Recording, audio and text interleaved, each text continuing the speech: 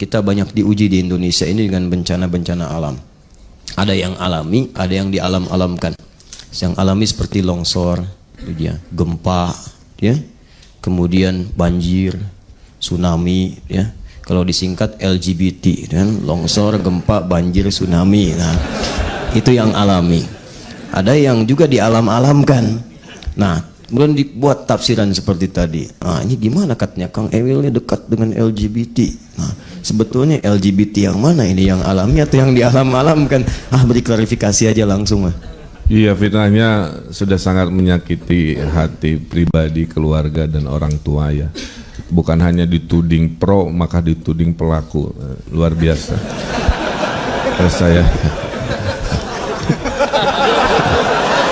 makanya Pak Ustadz mohon jaga jarak. Jadi begini asal muasalnya, saya bilang, ini pendapat saya Ustadz, mohon dikoreksi kalau salah. Saya bilang sebagai pemimpin saya sering ditanya tentang hal-hal kemasyarakatan seperti tadi. Saya jawab, karena saya Muslim, semua yang dilarang oleh Al-Quran saya akan melarang. Sederhana. Ya. Nah, tapi pada saat orang melakukan padahal sudah dilarang, itu kan dosanya ditanggung masing-masing. Contoh, minuman keras itu terlarang, ya, dalam keyakinan kita sebagai Muslim. Maka saya melarang, ya, saya banyak melakukan razia-razia dan sebagainya, menutup lebih, ada catatannya selama 5 tahun. Tapi kalau ada warga saya meminum minuman keras di rumahnya, tidak ada hukum formal untuk saya menangkapnya, kecuali dia mabuk di depan rumah mengganggu masyarakat, baru hukum formal bertindak. Nah, terhadap LGBT juga poin saya begitu, saya ikut melarang. Saya satu-satunya wali kota Ustadz yang menutup spa, kafe LGBT di dekat Masjid Ukhwah di Jalan Aceh. Saya dengan terang-terangan, dan ini nggak pernah dikutip oleh orang yang memfitnah saya karena kebenarannya akan mengkontradiksi apa yang mereka fitnahkan. Saya ini digugat ke pengadilan oleh kelompok LGBT. Kenapa? Karena saya terang-terangan melarang mereka berkampanye di media sosial. Gitu. Kenapa? Karena mereka sudah masuk ke ruang publik, mengkampanyekan perilaku yang melanggar syariatnya, dan saya punya kewajiban melindungi warga dan umat saya dari kampanye-kampanye itu. Saya sampaikan ketegasan saya secara publik. Di situ saya dianggap tidak pro keberagaman dan sebagainya. Ada catatannya seperti itu. Nah, kalimat bahwa kalau sudah tahu itu dosa, kalau sudah itu dilarang oleh agama, masih juga melakukan, kan begitu, maka itu ditanggung oleh sendiri-sendiri, silahkan saja, kira-kira begitu.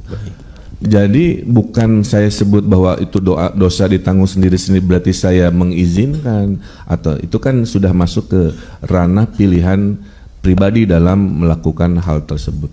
Nah, ini dipelintir bahwa seolah-olah dengan menggunakan kalimat itu saya membiarkan. Saya tanya begini, pernah nggak mendengar Pak Aher, Gubernur Jawa Barat, menanggapi LGBT? Pan terlarang. Oh, Pak Aher tidak menanggapi, berarti Pak Aher membiarkan, berarti Pak Aher setuju. Nah, logika itu dipakai oleh mereka-mereka yang menyederhanakan logika tadi. Karena kami ini tidak ada hukum formal, Ustaz. Saya di Sumba harus ikut hukum yang ada di tanah air Republik Indonesia. Kalau ada hukumnya harus menanggapi, saya lakukan. Tapi kalau tidak ada hukumnya, maka saya hanya bisa menasehati sebagai pemimpin kepada mereka yang melakukan perilaku-perilaku melanggar syariat tadi, meminum minuman keras, berperilaku seperti itu. Baik. Itu sebenar-benarnya kebenaran. Saya punya istri yang cantik, anak 2, alhamdulillah gitu ya. Baik. Kalau boleh nikah tapi udah nggak boleh, Alhamdulillah. Nikah lagi. Ya, Ibu yang menyaksikan ini, itu kalimat terakhir yang paling jujur mungkin yang pernah disampaikan, dan saya tidak berani menghentikan itu. Baik. Jadi clear ya teman-teman sekalian, apa yang beliau sampaikan sesungguhnya itu saudara-saudari kita sebangsa yang tadi tersebut, itu pun juga perlu kita rangkul untuk didakwahi. Jangan dibiarkan, karena kami sering diskusi. juga teman-teman kami yang pakar, ada pakar otak, pakar macam-macam.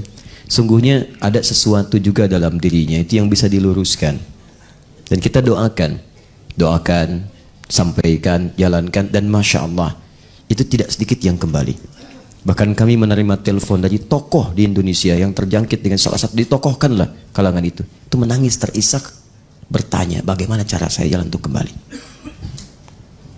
Pasti sepanjang kita manusia, sifat sayang Allah menjadikan kita mendapat peluang untuk berubah jadi baik. Hanya kecongkakan yang kadang-kadang menghambat kita untuk menerima hidayah Allah Subhanahu wa taala. Sejahat-jahatnya Firaun, Allah masih memberi kesempatan untuk kembali sampai dikirimkan 2 nabi.